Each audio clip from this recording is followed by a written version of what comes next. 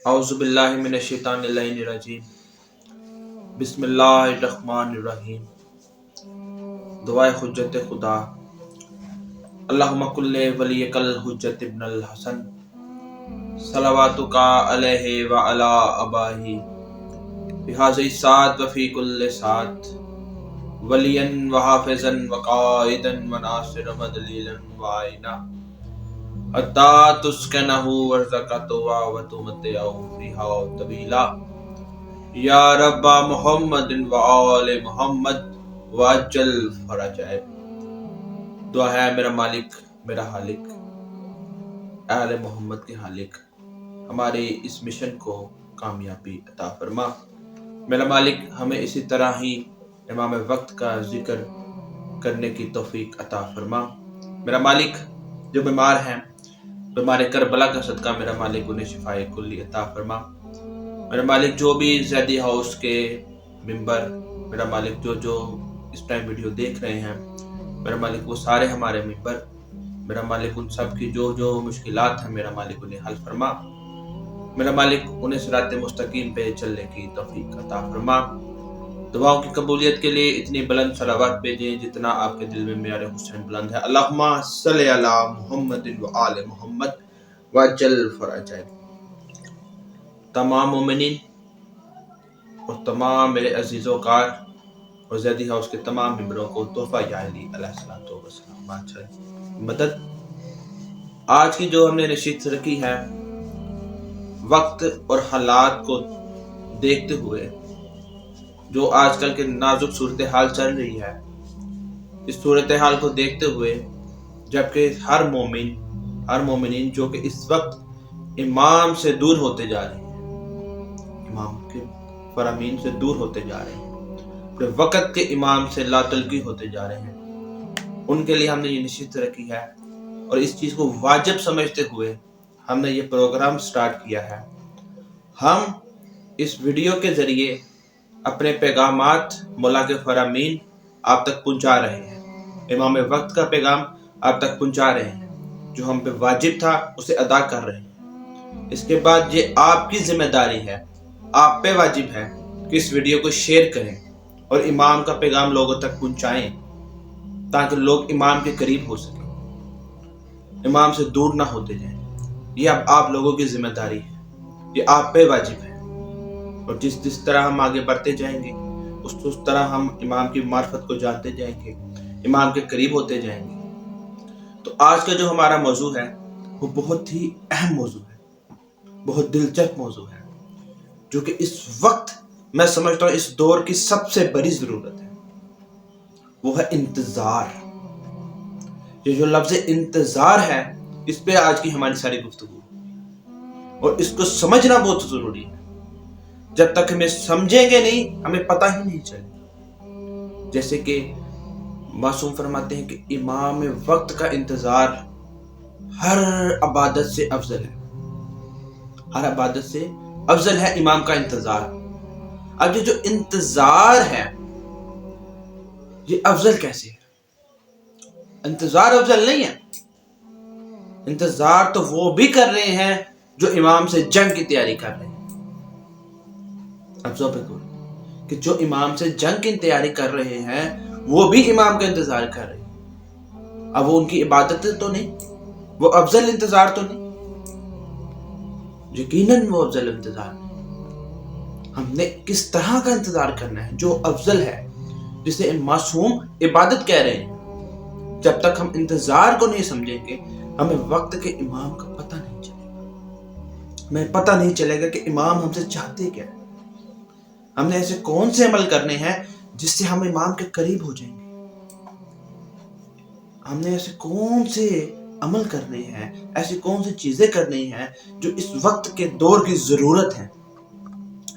یہ ہمیں تب پتہ چلے گا جب ہمیں انتظار امام پتہ چلے گا۔ میں آپ کو ایک مثال دیتا چلتا ہوں۔ اب میں انتظار کر رہا ہوں، میری 5 بجے کی فلائٹ ہے، میں نے 5 بجے فلائٹ میں بیٹھ کے لاہور سے کراچی جانا ہے۔ اب میں وہاں پہ 3 بجے پہنچ جاتا ہوں ایئرپورٹ پہ۔ ایئرپورٹ پہ پہنچنے کے بعد میں جو 2 گھنٹے ہیں وہ مسلسل موبائل یوز کرتا ہوں، موبائل یوز کرتا ہوں. اب میں کل کیا کر رہا ہوں؟ انتظار کر رہا ہوں. کس کا؟ فلائٹ کا. اور اس دوران انتظار میں کیا کر رہا ہوں؟ موبائل یوز کر رہا ہوں، موبائل کا استعمال کر رہا ہوں.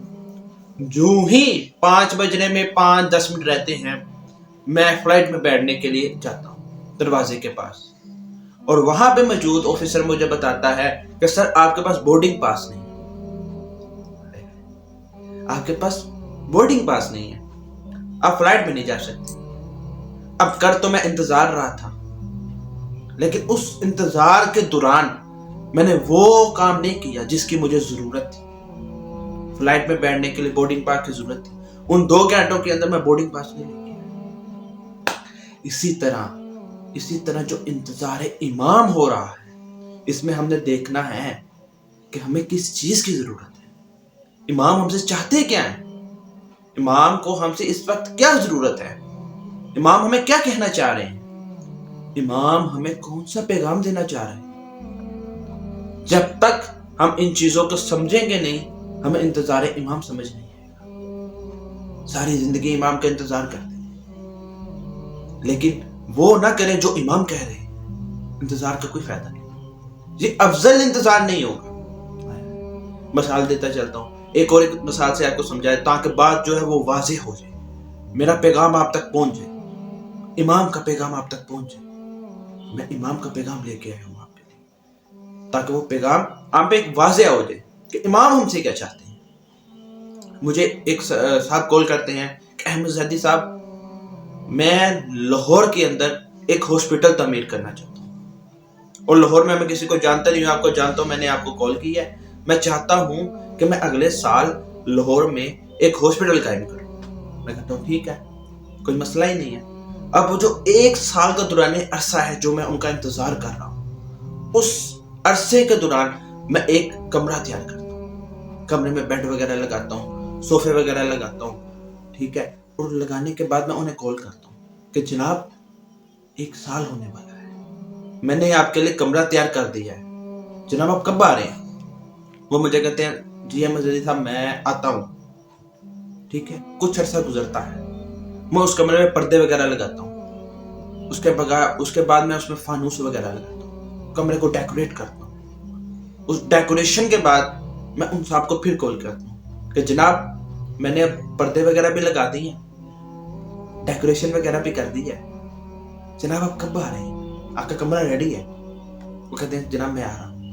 کچھ عرصہ گزرتا ہے، میں کمرے کو مزید سجاتا ہوں کہ بھائی صاحب آ رہے ہیں، میرے عزیز آ رہے ہیں، انہوں نے آ کے رہنا ہے. میں مزید کمرے کو سجاتا ہوں، پھر میں انہیں کال کرتا ہوں کہ جناب اب اتنا عرصہ گزر گیا ہے، کمرہ میں نے مزید سجا دی ہے، آپ کب آ رہے ہیں؟ تو مجھ سے ایک سوال کریں گے کہ جناب کمرہ تو آپ نے تیار کر دیا، مجھے کمرے کی ضرورت نہیں، مجھے کمرے کی ضرورت نہیں. احمد زیدی صاحب جو میں نے ہسپتال کا آپ سے کہا تھا، آپ نے اس ہاسپٹل کے لیے کیا کیا؟ آپ بات کو سمجھے کہ میں نے جو ہاسپٹل کا کہا تھا، آپ نے اس ہاسپٹل کے لیے کیا کیا؟ اسی طرح امام ہم سے کہیں گے کہ جب میں قیادت میں تھا تو میں نے تمہاری کچھ ذمہ داریاں لگائی تھی، تم نے ان کے لیے کیا کیا؟ انتظار تو تم کر رہے تھے، لیکن تم نے میرے لیے کیا کیا ہے؟ میرے لشکر میں شامل ہونے کے لیے کیا کیا ہے؟ مجھے ان چیزوں کی ضرورت نہیں. ہم نے کیا کرنا ہے؟ مولا کے بتائے ہوئے فرامین پہ چلنا ہے، ویسا بننا ہے جیسا امام چاہ رہے ہیں. ہم کیا کرتے ہیں؟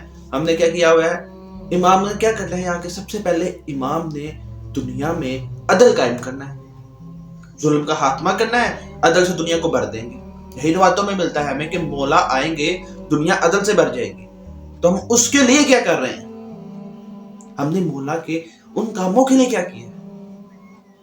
کیا آج اس وقت ہم مولا کے ان فرامین پہ چل رہے ہیں؟ کیا آج ہم ظلم کے خلاف بول رہے ہیں؟ کیا آج ہم غلط کو غلط کہہ رہے ہیں؟ کیا ایسا ہو رہا ہے؟ یہ سب کے لیے ہے، سب اپنے اندر دیکھیں. ہم کیا کرتے ہیں؟ غلط کو غلط کہتے تو ہیں، لیکن اس سے غلط نہیں کہتے جس غلط سے ہمیں فائدہ ہو رہا ہو. اب بات نہیں سکتے، اس غلط کو غلط نہیں کہتے جس سے ہمیں فائدہ ہو رہا ہو، باقیوں کو غلط کہی جائیں گے. مثال دیتا ہوں، ایک صاحب تھے, بہت دیندار تھے. ان کا بیٹا جو تھا وہ دیندار نہیں تھا, آوارہ ٹائپ کا تھا. اب یہ سمجھنے کے لیے نصیحت ہے, وہ آوارہ ٹائپ کا تھا. اب وہ صاحب اسے نصیحت کرتے تھے کہ بیٹا نماز پڑھو, روزہ رکھو, بیٹا اللہ کے احکامات پہ چلو. وہ نہیں سمجھتا تھا, وہ کہتا تھا بس ٹھیک ہے. لیکن اللہ نے ایک بات ایسی کی, اس کے ذہن میں بات ایسی ڈالی کہ وہ ایک شخص سے ملا. اس شخص نے اس کو اس طرح سے نصیحت کی, اس کی بات اس کے دل پہ جا لگی. جب اس کی بات اس کے دل پہ جا لگی, وہ لڑکا دیندار ہو گیا, اللہ کے احکامات پہ چلنے لگا, نمازیں پڑھنے لگا, روزے رکھنے لگا, حج کرنے لگا, عمرے کرنے لگا, صدقہ زکوٰۃ کرنے لگا, یعنی کہ دیندار ہو گیا. ایک روز ایسا آیا کہ وہ شخص گھر میں داخل ہوتا ہے اور اپنی والدہ سے کہتا ہے کہ بہت بڑی مصیبت آ گئی, پتہ نہیں ابا کیسے برداشت کریں گے. کہ بہت بڑی مصیبت آ گئی, پتہ نہیں ابا کیسے برداشت کریں گے. ابا نے کہا مجھے بتاؤ کیا ہوا. کہتے نہیں ابا آئیں گے انہیں بتاؤں گا, ابھی نہیں میں نے بتانا, جب ابا آئیں گے تب بتاؤں گا. اب والد صاحب گھر میں داخل ہوتے, بیٹا ان کے پاس جاتا ہے, کہتا والد صاحب گھبرانا نہیں. اب وہ ایسی چیزیں ہوتی رہتی ہیں, مصیبتیں آتی رہتی ہیں, پریشانی آتی رہتی ہے, ٹینشنیں ہوتی رہتی ہیں, وقت ہے, امتحان ہے, کوئی نہیں, گھبرانا نہیں ہے. اس کے بعد سے کہتے بیٹا ہوا کیا, بتاؤ تو صحیح مجھے. کہ ابا وہ جو پیسے آپ نے بینک میں رکھے تھے نا, وہ بینک ہمیں سود دے رہا تھا. وہ بینک ہمیں سود دے رہا تھا ان پیسوں کے بدلے. وہ ابا کہتے بیٹا مجھے پتا ہے, میں جانتا ہوں اس بات کو, میں نے ہی وہ پیسے وہاں رکھوائے تھے. وہ بچہ شوکڈ ہو گیا کہ ابا آپ نے خود رکھوائے تھے, سود تو حرام ہے, اللہ سے ڈائریکٹ جنگ ہے.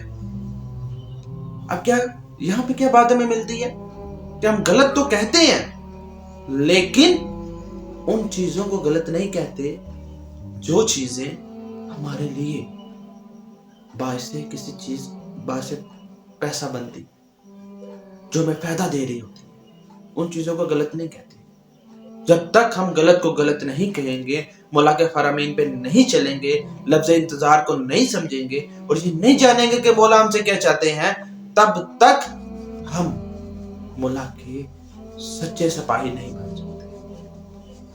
تو اب احمد جازی کو دیجیے اجازت, انشاءاللہ تعالی اگلی نشست میں آپ سے ملاقات ہوتی ہے اور پھر لفظ انتظار سے ہی ہم گفتگو کا آغاز کریں گے, اور لفظ انتظار سے پھر آگے مسلسل جو امام نے چاہا پیغامات آپ تک پہنچتے رہیں گے. سب مومنین کو توفیق علی علیہ الصلوۃ والسلام.